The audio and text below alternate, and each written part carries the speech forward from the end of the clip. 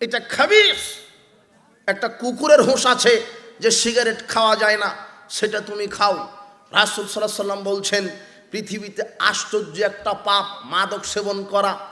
কোন পাপকে আল্লাহ রাসূল সাল্লাল্লাহু আলাইহি ওয়াসাল্লাম জুতা দিয়ে পিটাননি।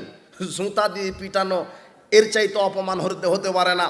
রাসূল সাল্লাল্লাহু আলাইহি ওয়াসাল্লাম মদখুরকে ধরতেন আর 40টা জুতার বাড়ি দিতেন। বর্তমানে যদি ইসলামী শরিয়া থাকতো তাহলে যত হারামখুর, এই বিড়িখুর, সিগারেটখুর, গাঁজাখুর, ইয়াবাখুর, এদেরকে ধরে ধরে কয়টা করে জুতা পিটা করা হতো? 40টা করে। আপনার এই ময়মনসিংহের এই সদর আপনি তালাশ করেন, আপনার যত সিগারেটখুর আছে, এই যত সিগারেটখুর, এরা কিন্তু কেউ মূর্খ নয়। বর্তমান সমাজে যার ডিগ্রি যত বেশি, এর গাঁজার পাওয়ার তত বেশি। ভ্যান চালক মায়া বিড়ি খায়, নাসির বিড়ি খায়, এ পর্যন্ত শেষ, ওর ডিগ্রি নাই। কিন্তু তুমি বলছো যে আমি তো ঢাকা বিশ্ববিদ্যালয় থেকে ইংরেজিতে অনার্স মাস্টার, আমি বিড়ি খেলে কি হবে? আমাকে সুইস ব্যঞ্জন খেতে হবে। তুমি কি বুঝো তুমি কুকুর সিগারেট চাইতে খারাপ? তুমি আবার ক্লাস 1-এ ভর্তি হও, তারপরে বুঝো যে মাদক কত খারাপ। পৃথিবীতে কোনো পাপীকে আল্লাহ 40টা জুতা দিয়ে মারতে বলেনি, এই বিড়িখুরকে জুতা দিয়ে মারতে হবে। তো তুমি ডিগ্রি নিয়ে কি করলা? তুমি তো জুতা পিটার যোগ্য। তুমি কি বুঝো? তোমাকে আর কি দিয়ে বুঝাবো? যেটা এমন একটা খাবার টয়লেটেও চলে, সেটা তুমি খাও। যেটা এমন একটা খাবার রাসূল সাল্লাল্লাহু আলাইহি ওয়াসাল্লাম বলছেন মান শারবাল খামরা সাকিরা লাম তুকবালু সালাতুন আরবানা সাবাহান। একবার যদি কেউ মাদক মুখে দেয়, তার 40 দিনের কোনো ইবাদত কবুল হবে না।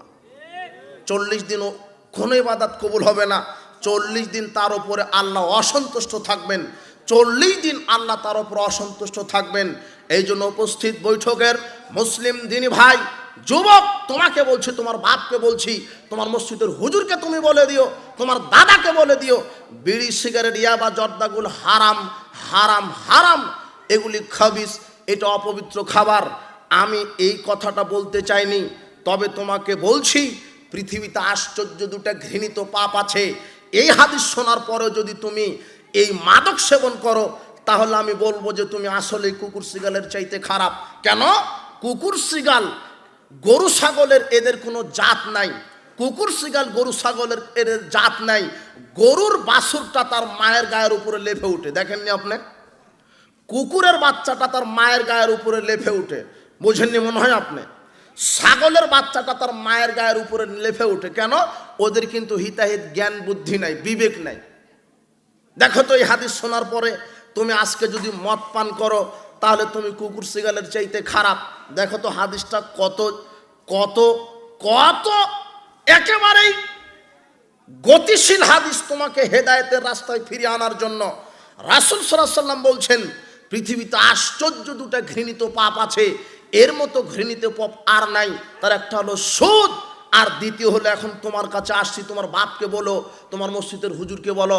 রাসূল সাল্লাল্লাহু আলাইহি ওয়াসাল্লাম বলছেন মান শারাবাল খামরা, যে ব্যক্তি নেশাদার দ্রব্য পান করলো, ইয়াবা, গুল, ফেন্সিডিল, মদ, গাঁজা, তারি, চর্স, হাসিস, বিড়ি, সিগারেট, জর্দা, আলাপাতা, যেটা মদ, যার ভিতরে নেশা আছে, ওটা যে ব্যক্তি একবার মুখে দিল, আকবারিল কাবায়ের, সে কাবিরা গুনাহ করলো।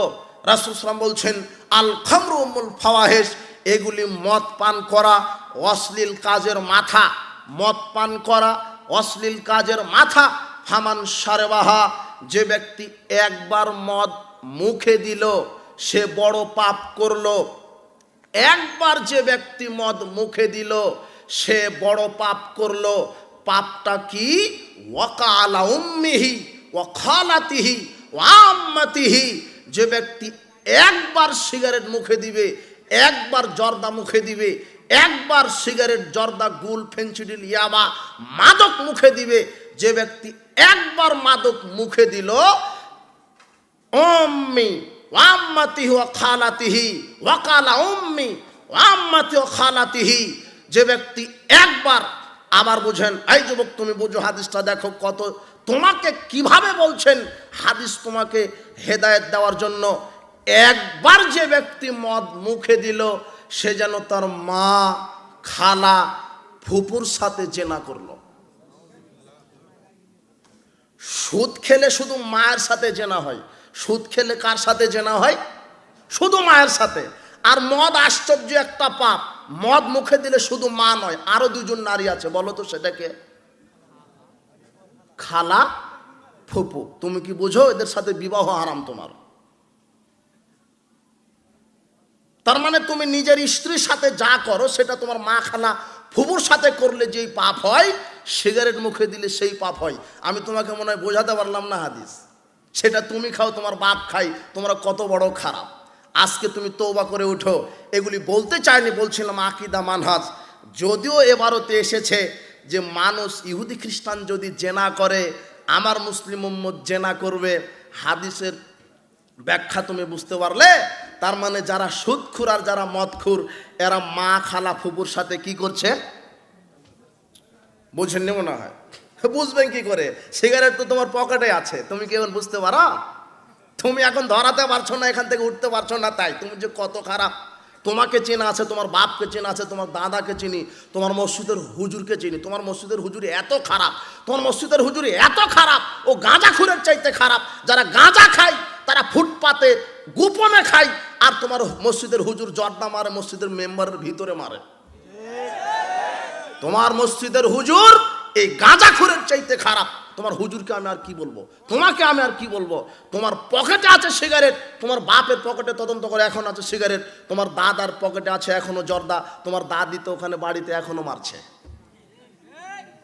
তোমাকে আমি ছাড় দিতে এসেছি এখানে, তওবা করে ওঠো। হারাম, টোটালি হারাম। বাংলাদেশের এক আশ্চর্য মূর্তি ফতোয়া দিচ্ছে যে জর্দা যে হারাম, কোরআনে নেই বেটা। তো যে কুকুর যে হারাম, এটাও তো কোরআনে নাই। তুই আগামীকাল থেকে কুকুর খাস। শরীয়ত বুঝো, আবার ওয়ানে ভর্তি হও, আবার ক্লাস ওয়ানে পড়ো। পড়ার পরে শরীয়ত বুঝো, তারপরে জাতির সামনে ফতোয়া দিও। এটাই চূড়ান্ত, একেবারে হারাম, টোটালি হারাম। হালাল করার পৃথিবীতে দ্বিতীয় কোনো উপায় নাই।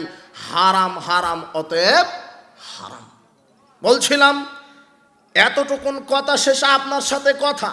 ইন্না বানি ইসরায়েলা তাফারাকাত আলা সিনতাইনা সাবিনা মিল্লাতান। বানি ইসরায়েল বিভক্ত হয়েছে 72 কাতারে। কত কাতারে? ও তাফতারিকু উম্মাত আলা সালাসা সাবিনা মিল্লাতান। আর মুসলিম উম্মত বিভক্ত হবে 73 কাতারে। কত কাতার? 73 কাতার। মুসলিম উম্মত বিভক্ত হবে 73 কাতার। কুল্লুহুম ফিন্নার, প্রত্যেক কাতার যাবে জাহান্নামে। ইল্লা মিল্লাতান ওয়াহিদাতান, এক কাতার যাবে জান্নাতে। সাহাবীগণ জিজ্ঞাসা করলেন, মান হে ইয়া রাসূলুল্লাহ, সে এক কাতার কারা, কে? তখন তিনি বললেন, মা আনা আলাইহি ওয়াসহাবি, তারা হচ্ছে ওই কাতার যেই কাতারের লোকজন সাহাবাদের নীতিতে চলবে, আর আমি মুহাম্মদ সাল্লাল্লাহু আলাইহি সাল্লামের নীতিতে চলবে। এই হাদিসটা বোঝাতে গিয়ে আপনাকে হালাল হারামের কিছু কথা বললাম, সুদ মাদকতা নিয়ে কথা বললাম। মুসলিমরা বিভক্ত হবে কত কাতারে? 73। 72 কাতার কোথায় যাবে? জাহান্নাম।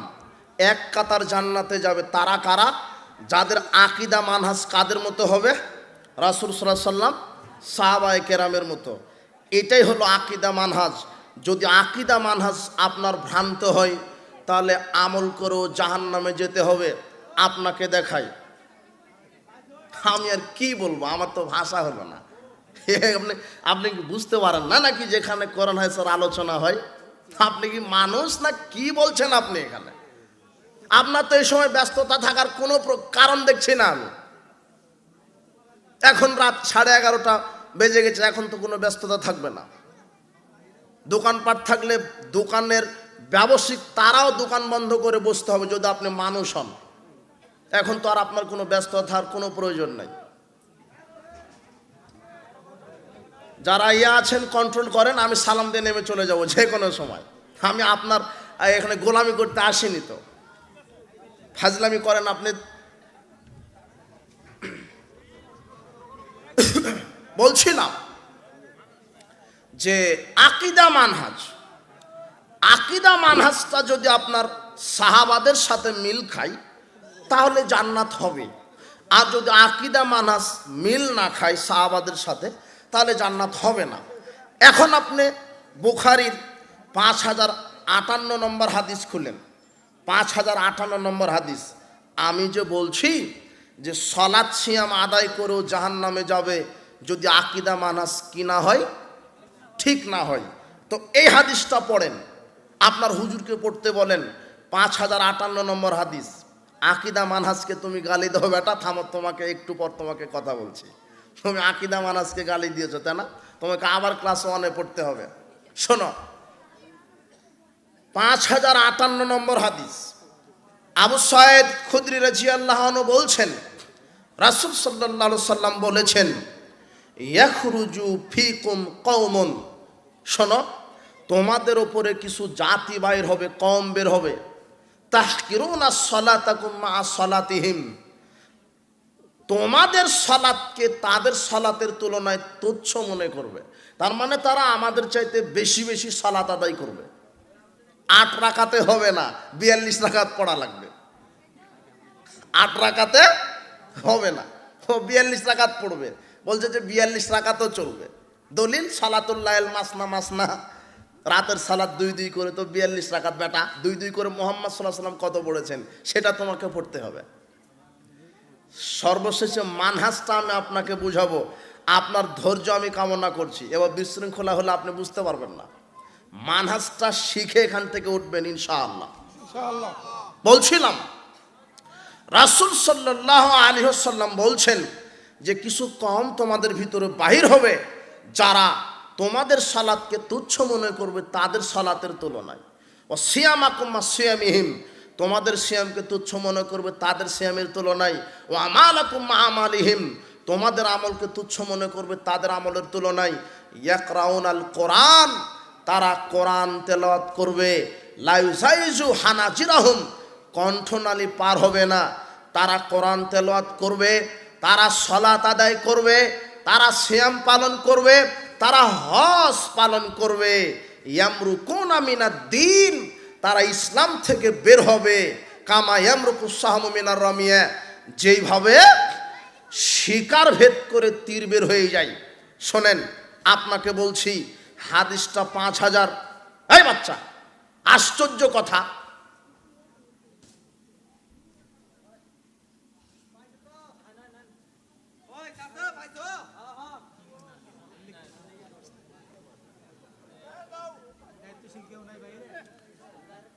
রাসূল সাল্লাল্লাহু আলাইহি ওয়াসাল্লাম বলছেন, শোনো, এমন একটা কওম বের হবে যারা খুব বেশি বেশি সালাত আদায় করবে, বেশি বেশি সিয়াম পালন করবে, বেশি বেশি দান সদকা করবে, বেশি বেশি কোরআন খতম দিবে।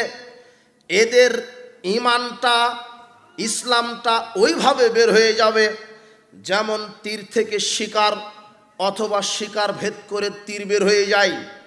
যেভাবে তীর থেকে শিকার থেকে তীর বের হয়ে যায়, ঠিক এদের ঈমানটা, ইসলামটা ওইভাবে বের হবে। এরা ঈমান থেকে, ইসলাম থেকে বের হবে, তার মানে এদের ঈমান ইসলাম নষ্ট হবে। রাসূল সাল্লাল্লাহু আলাইহি ওয়াসাল্লাম বলছেন, অথচ এরাই বেশি বেশি সালাত আদায় করবে, বেশি বেশি সিয়াম পালন করবে, তারপরও এরা মুসলিম থেকে বের হয়ে যাবে, এদের ঈমান অনুপরিমাণও থাকবে না। এরা কারা? অথচ আপনার চাইতে তারা বেশি সালাত আদায় করছে। হাদিস বুখারী, কত নম্বর হাদিস? 5058 নম্বর হাদিস। রাসূল সাল্লাল্লাহু আলাইহি ওয়াসাল্লাম বলছেন, তোমাদের সালাতকে তারা গুনবেই না, তুচ্ছ মনে করবে। তারা বেশি বেশি সালাত আদায় করবে, তারা বেশি বেশি সিয়াম পালন করবে, তারা বেশি বেশি আমল করবে, এরপরেও তারা মুসলিমই থাকবে না। তারা আবার কারা? এদেরই আকীদা ভ্রান্ত। এরা নিজের মতো করে আকীদা বুঝেছে, এরা নিজের মতো করে কোরআন হাদিস বুঝেছে। দেখেন, আপনাকে একটা কথা বলি, আর একটা হাদিস বুখারী খুলবেন। এই শোনেন, আপনি মনোযোগ দেন। এতক্ষণ যা আপনি শুনেছেন তার চাইতে বেশি মনোযোগ দেন। আপনি মনে করবেন যে আপনার মাথার উপরে পাখি বসে আছে, আপনি পাথর, পেশাব পায়খানা ভুলে যেতে হবে। জি না, একেবারেই যদি এমার্জেন্সি জরুরি হয় একেবারে আস্তে করে উঠে যাবেন যেন আর একজনের সমস্যা না হয়। আর আপনি এখনো দাঁড়িয়ে আছেন মানে কি? আর আপনি এখনো কথা বলেন না। বলছিলাম, এবারে এই হাদিসটা আপনি বুঝেন। 5058 নম্বর হাদিসে রাসূল সাল্লাল্লাহু আলাইহি ওয়াসাল্লাম বলছেন, সালাত, সিয়াম, হজ, যাকাত আদায় করার পরেও তারা মুসলিম থাকবে না। তো তারা কারা? এরপরে দেখেন, এবার বুখারী খুলেন 3606 নম্বর হাদিস, 3606 নম্বর হাদিস। হুযায়ফা ইবনুল ইয়ামান রাদিয়াল্লাহু আনহু বলছেন, কানান নাসু ইয়াসআলুনা আনিল খায়রে, লোকজন রাসূল সাল্লাল্লাহু আলাইহি সাল্লামকে কল্যাণ সম্পর্কে জিজ্ঞাসা করত। কোনটা আমল করলে কত ফজিলত, কোনটা কল্যাণ, কি করলে জান্নাত, এগুলি জিজ্ঞাসা করত। কুনতু আসআলু আনিশ শাররি মাখাফাতা ইদরিকানে, হুযায়ফা রাদিয়াল্লাহু আনহু তিনি বলছেন, কিন্তু আমি কল্যাণ সম্পর্কে জিজ্ঞাসা করিনি, আমি উল্টা অকল্যাণ সম্পর্কে জিজ্ঞাসা করি। আল্লাহর নবী, কি করলে ঈমান নষ্ট হবে, কি করলে জাহান্নামে যাবে মানুষ, কি করলে মানুষ ফিতনায় পড়বে, আমাকে এগুলি বলেন, তারপরে আমল টিকাবো, তারপরে জান্নাতের ধান্দা করব। আগে ঈমান টিকাতে হবে, ঈমানে যদি না থাকে তা আমল করে কি হবে। দেখেন হুযায়ফার বুদ্ধি, দেখেন হুযায়ফা রাদিয়াল্লাহু তাআলা আনহুর বুদ্ধি বিবেক দেখেন। মানুষ আপনাকে ফজিলতের বয়ান করছে, শুনতে চাই কি করলে জান্নাত, কি করলে ফজিলত, কি করলে জান্নাত, কিন্তু আমি জানতে চাই কি করলে ঈমান নষ্ট হয়, কি করলে জাহান্নামে যাওয়া লাগে। আগে আমাকে ঈমান টিকাতে হবে, তারপরে জান্নাত। হুযায়ফার এই কথা শুনে বলছেন, হুযায়ফা রাদিয়াল্লাহু আনহু বলছেন, আল্লাহর নবী আমাকে অকল্যাণ সম্পর্কে আগে বলেন, অকল্যাণ সম্পর্কে আগে বলেন। ইন্না কুন্না ফিল জাহিলিয়াতি ওয়া শাররিন, আমরা জাহেলি যুগে ছিলাম, অকল্যাণের যুগে ছিলাম। ফাজানা হাজাল খায়রে, ফাজানা আল্লাহু বিহাজাল খায়রে, আল্লাহ অনুগ্রহ করে আমাদেরকে কল্যাণ দিয়েছেন, এ কথা ঠিক, তবে আমাকে অকল্যাণ বোঝান, আমাকে অকল্যাণ বোঝান। আল্লাহ আমাদেরকে অকল্যাণ থেকে ফিরিয়ে কল্যাণ দিয়েছেন। ফাহাল যালিকাল খায়রে মিন শাররিন, তবে এই কল্যাণের পরে কি আবার অকল্যাণ আসবে? যেই কল্যাণটা আমাদেরকে দিলেন, এই কল্যাণের পরে কি আবার অকল্যাণ আসবে?